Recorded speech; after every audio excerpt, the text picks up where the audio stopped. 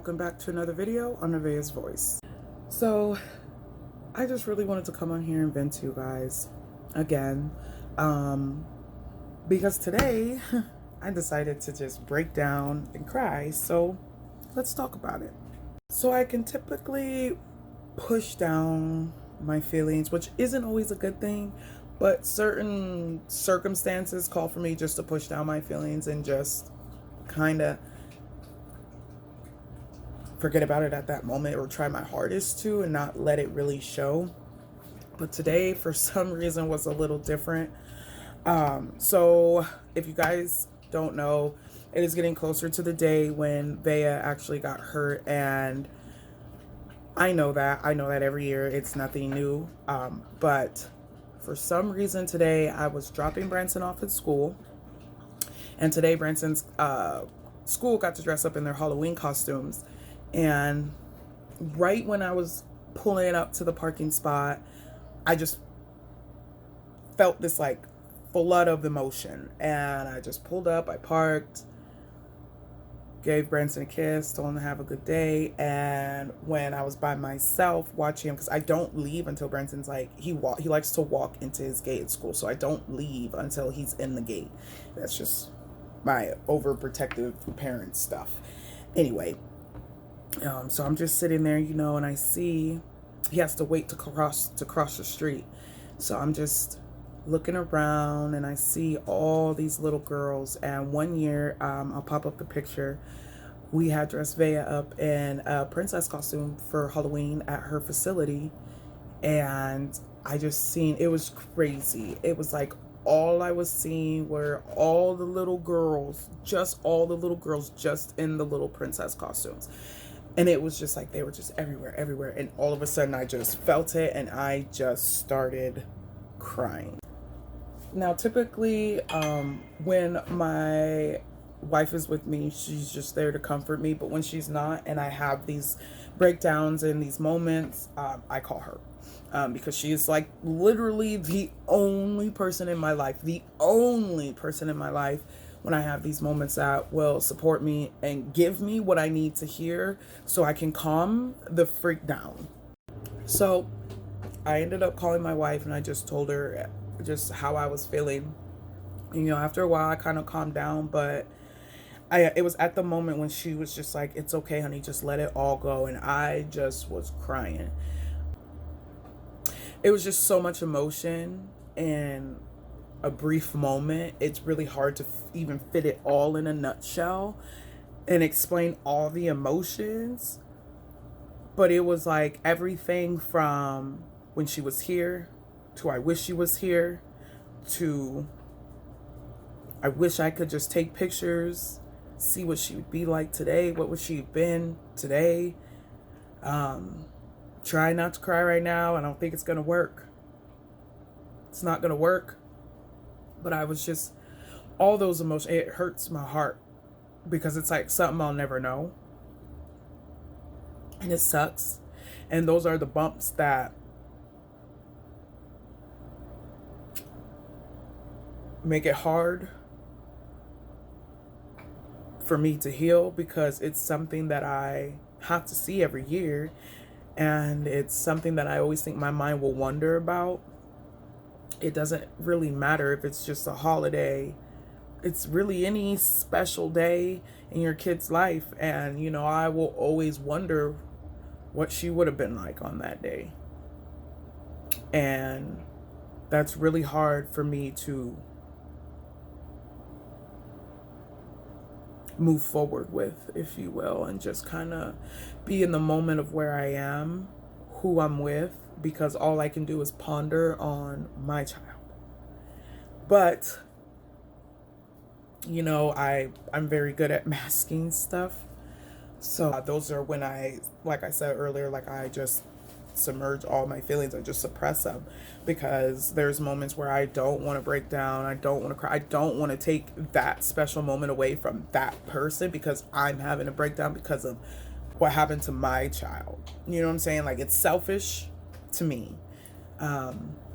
So when I'm alone, that's when I have my moments. I don't think I like crying at these events, like, because it's hurting me in a different way than other people, and then other people are just like mistaken why I'm crying, and it just makes me feel like my feelings are kind of overlooked because no one's like, oh, what's wrong, you know what I'm saying? Because if I'm crying and then other people are crying because it's like a happy moment, or if I'm crying and everyone else isn't crying, and then everyone's like, oh, what's wrong? I don't want to tell them what's wrong. I don't want to be like the damper of the party and just be like, oh, my daughter, like, so I suppress that stuff. Like I said, for me, there's certain moments where I just gotta keep it quiet, but when I'm by myself, there's no reason to. And today was one of those days, I guess, and I told my wife on the phone, like, I don't know why. She's like, you know why? And I do know why. I think I was very upset with myself that I let myself get to that point with that, even though grieving comes in waves of emotions and you never know when it's going to hit you,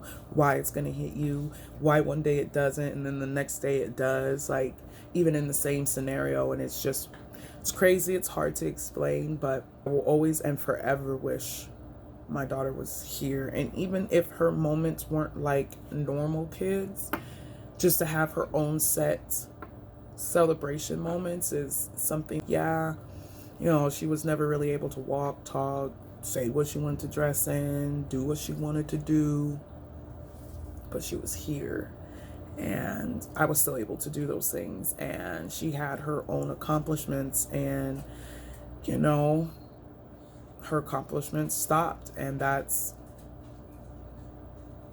really hard to see everybody else's kids doing these accomplishments, having these accomplishments, and still trying to be happy because you love these kids in your life. And but then in the back of your head, it's just like, what would Vea have accomplished already? You know, she was working so hard before she passed, and it was just, I felt like she was going to make progress. And so I just always felt like, and always will feel like, where would she have been today, you know? And so that makes it hard with a lot of events when it comes to children. I'm never, not ever, going to attend things with or for Branson because there's kids around.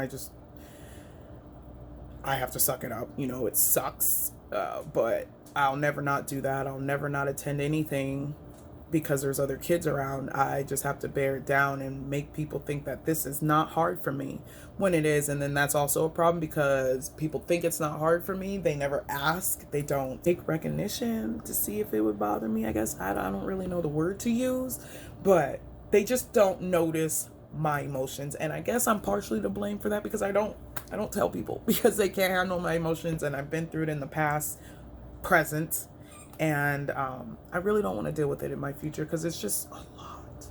It's just a lot. You know, grieving isn't always what people think. It's been 5 years since Vea passed, and it really doesn't get any easier. And I see people in these mom groups I'm in, these grieving mom groups I'm in, and they're always like, it's been 20 years, it's been 30, it's been 40, and it's still new, fresh. It's like, it's your kid, like, you can't stop, like, oof. Anyway, I just really wanted to share that with you guys because I did tell you guys I was going to try to be more transparent and more open with my feelings with you guys, and I just really want to show you guys that I'm still on this journey. I'm still trying to figure out everything. I still have breakdowns, and I know everyone's like, oh, you're so happy. Yeah, I know. That's because I put that persona on. Like, I put a mask in front of my face and no one can ever tell what's really going on because I've been doing it for almost 11 years. So to say I'm a professional at hiding my true feelings is an understatement. But when I'm not around nobody and that mask comes off and the only people who see it are the people in my home, because I am a roller coaster, and sometimes my roller coaster is smooth sailing for a very long time. And it just takes one little and I'm down. I'm proud about the fact that I'm not down and depressed. I'm just always in the wondering why me. Like, just a whole bunch of whys. Like, why us? Why me? Why her? Why? I just really want to share this with you guys, like I said, because grief is real. And I know a lot of you know that. And I know a lot of you feel that every single day. Anyway, thanks guys for letting me vent. And just know that grief is bullshit.